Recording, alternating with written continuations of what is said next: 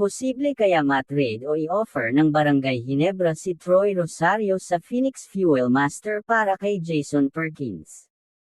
Ang trade na ito ay posible, pero depende sa mga koponan kung sila ay magkakasundo sa deal.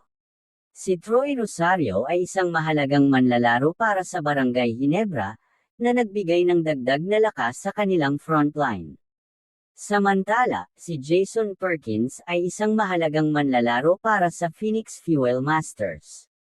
Kung ang trade na ito ay mangyayari, ang mga magiging epekto nito sa mga koponan ay para sa Barangay Ginebra, mawawala ang isang mahalagang manlalaro sa frontline, pero makakakuha ng isang mahusay na manlalaro sa loob.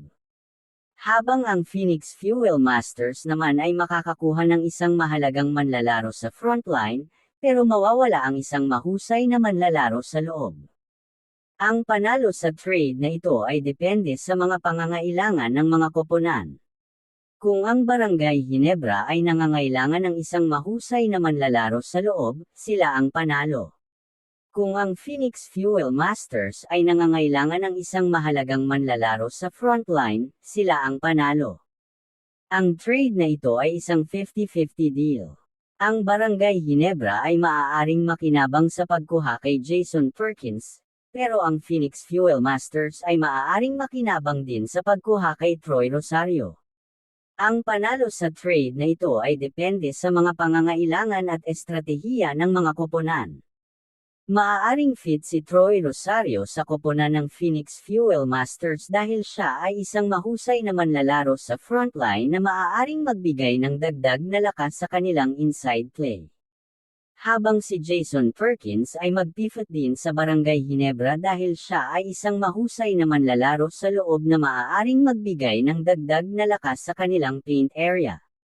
Ang trade na ito ay isang magandang palitan para sa mga koponan.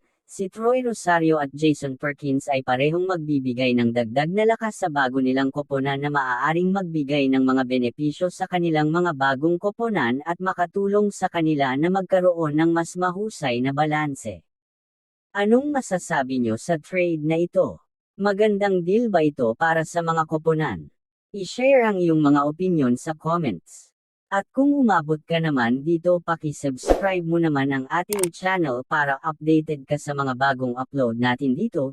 Yun lamang po at maraming salamat po sa inyo.